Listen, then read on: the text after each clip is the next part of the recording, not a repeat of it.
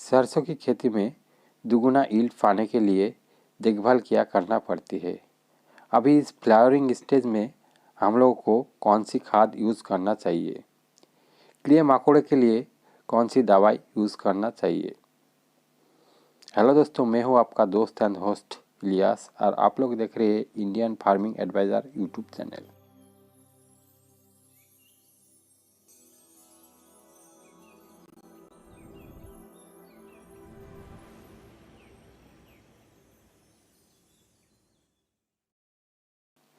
इस वीडियो में हम बात करेंगे फ्लावरिंग स्टेज में सरसों की खेती में कौन कौन सी देखभाल करना पड़ती है।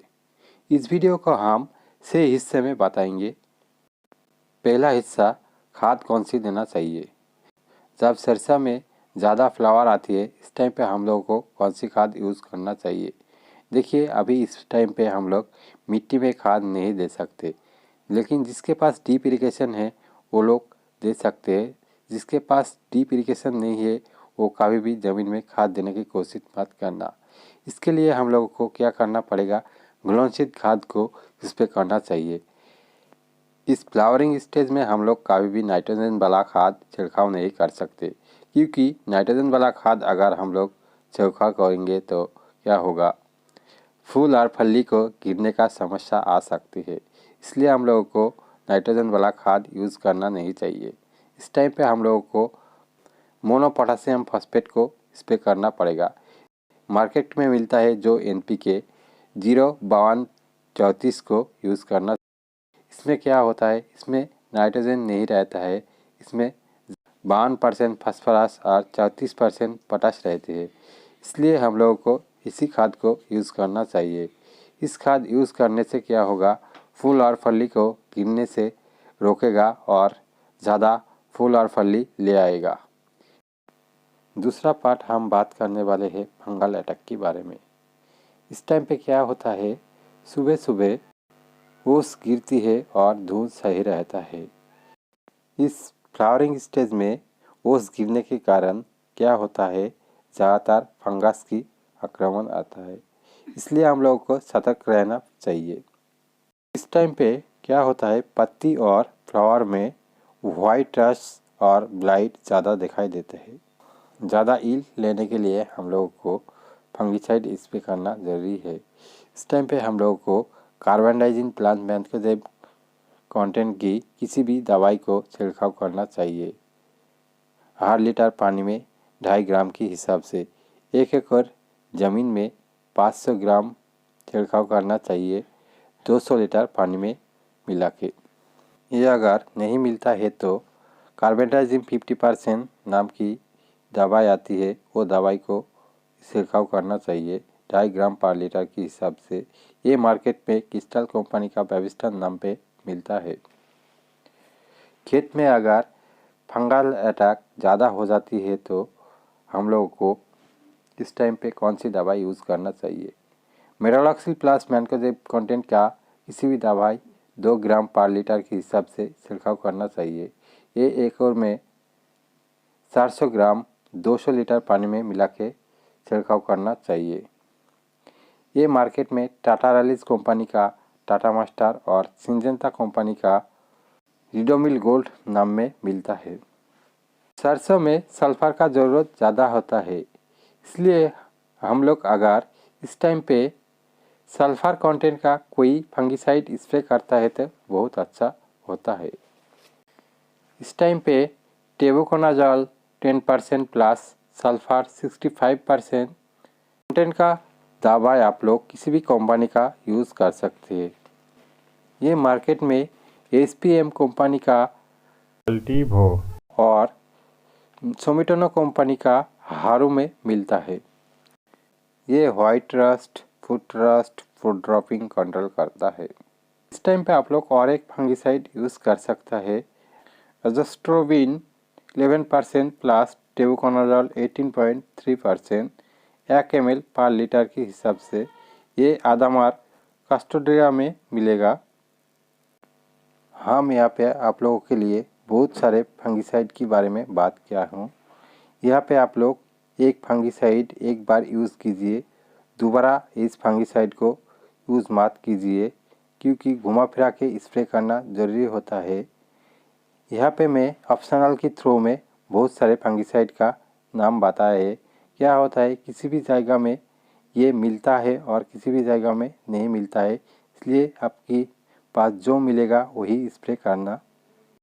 तीसरा हिस्सा हम बात करने वाले हैं कीट नियंत्रण के बारे में। इस टाइम पे क्या होता है, फ्लावरिंग स्टेज में कीट ज़्यादा आती है।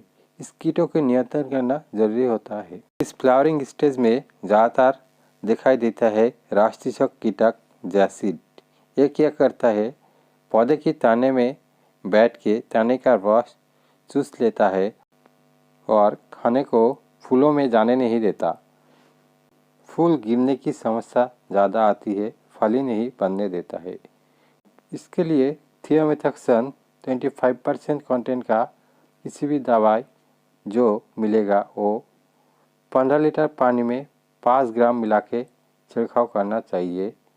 ये सिंजेंटा का एक तरह में मिलता है। और ये दवाई नहीं मिले तो इमिडाक्लोप्रिड 17.8% का किसी भी दवाई आप लोग छिड़काव कर सकते हैं। जैसे बायर कंपनी का कॉन्फिडर 5 ml 15 लीटर पानी में मिला के छिड़काव करना चाहिए। 1 एकड़ में 200 लीटर पानी लेके 70 ग्राम मिला के छिड़काव करना चाहिए। एक साथ में इल्ली और जैसिड का आक्रमण दिखाई देता है तो हम लोग को एसिडामिपिड प्लस इंडोक्साकार्ब इस कंटेंट का किसी भी दवाई को छिड़काव करना चाहिए। जैसा घाटा कंपनी का काइट 1 ml पर लीटर के हिसाब से छिड़काव करना चाहिए। इसी हिसाब से 200 लीटर पानी में 200 ml काइट मिला के 1 एकड़ में छिड़काव करना चाहिए। ज़्यादा कीमत वाला दवाई हम लोग अगर यूज़ करेंगे तो एक दवाई में पूरा कीड़ा ख़त्म हो जाएगी। ऐसे एक दवाई का नाम मैं बता रहा हूँ, इसी को आप लोग ले सकते हैं।